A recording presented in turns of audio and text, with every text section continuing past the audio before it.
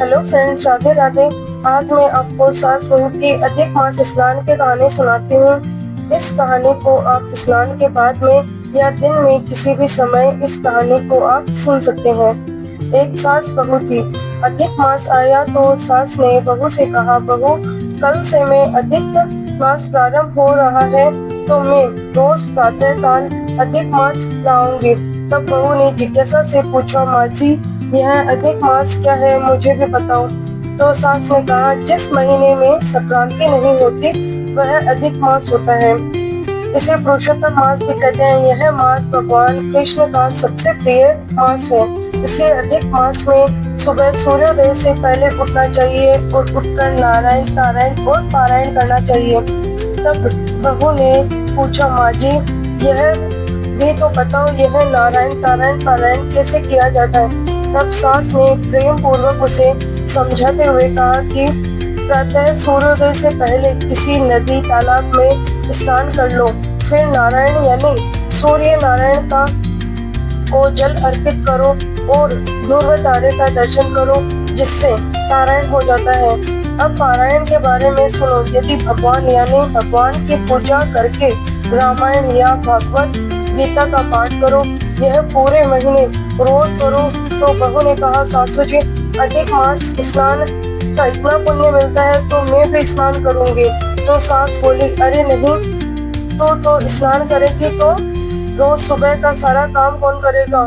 तो बहू बहुत डर गई, पर उसने मन में ठान लिया कि वह भी यह अधिक मास का स्नान करके ही रहेगी। दूसरे दिन सुबह सास 4 बजे उठी और नदी स्नान करने को चली गई और बहू भी पीछे पीछे उठ गई। उसने देखा कि मटके के नीचे एक कुंडा पानी से भरा था। वह उसी पानी से नहा ली और उसने छत पर जाकर नारायण तारायण का नियम भी लिया। उसके बाद उसने घर का सारा काम भी जल्दी जल्दी निपटा लिया कि कहीं सास आ गई तो गुस्सा करेगी। ऐसा करते करते उसे 3-4 दिन निकल गए। साथ में सारा काम भी करती और रोज कुएं से जल भरने भी जाती।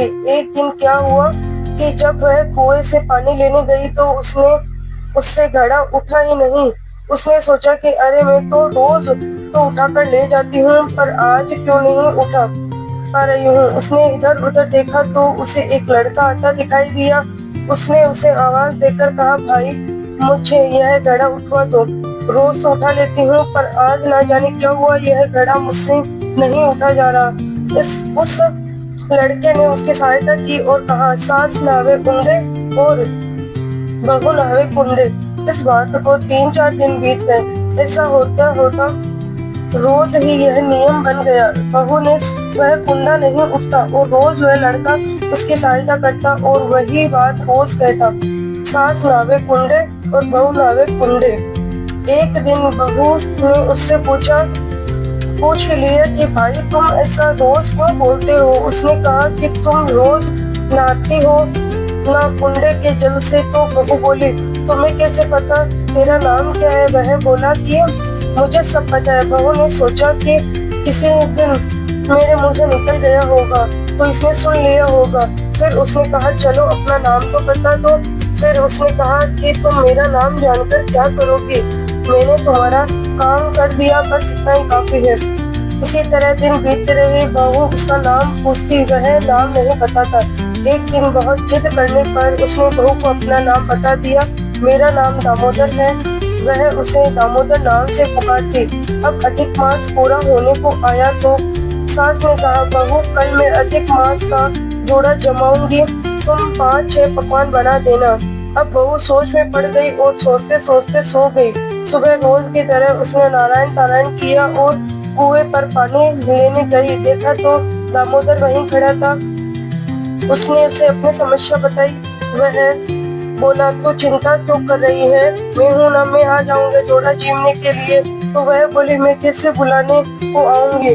तो वह बोला, तुम कुछ मत करना, बस 2 थाले परोसकर तुलसी वृंदावन में रख देना और घंटी बजा देना, मैं आ जाऊंगा। बहू समझ नहीं पाई तो दामोदर बोला, तुम चिंता मत करो, बस वैसा करना जैसा मैं कहता हूँ। तो बहू बोली, ठीक है। बहू जल्दी से घर आई, 5-6 तरह के पकवान बना दिए। सास ने कहा, आप जोड़े को बुला लाओ, भोजन तैयार है। सास ने जोड़े को आंगन में बैठाया और थाली परोसी। बहू भी पीछे से 2 थाली परोसकर तुलसी वृंदावन में लेकर गई और घंटी बजाए। दामोदर भी अपनी सुंदर पत्नी के साथ आ गया। जोड़ा जीमने वे दोनों रसोई में बैठकर भोजन करने लगे। बहू आकर आंगन में बैठे जोड़े को भी दौड़ दौड़ कर भोजन परोसती और रसोई में बैठे दामोदर को भी। कुछ देर बाद सासू ने जोड़ा जीम कर चला गया। बहू ने देखा सास ने जोड़े को कपड़े और पैसे भी दिए हैं, तो वह रसोई में आकर सोचने लगी मैं दामोदर को क्या दूंगी। तो दामोदर समझ गए और कहा कि तुलसी लाकर मेरे हाथ में रख दो। बहू जड़ से तुलसी पत्र लाई, दामोदर रुक्मणी के हाथ में रख दिया। देखा तो तुलसी सोने का सिक्का बन गई, तो बहू चौंक गई। उसने पूछा आप कौन हो? तो भगवान दामोदर ने कहा तू बड़ी भोली है, मैं दामोदर कृष्ण और यह रुक्मणी है। इतना कहकर भगवान ने उसे अपना असली रूप दिखाया और आशीष दिया और मजे से जीम कर चले गए। उधर सासू का जोड़ा भी जीम कर चला गया। अब सास ने कहा बहू चल हम भी भोजन कर लेते हैं। रसोई में देखा तो 2 थाली में हीरे मोती भरे थे और कलश भी सोने का हो गया था और जाते हुए भगवान के चरण चिन्ह भी उन्हें मिले।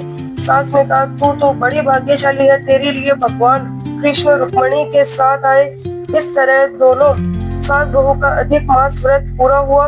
हे नाथ, कहानी सुनते हुकारा भट्ट।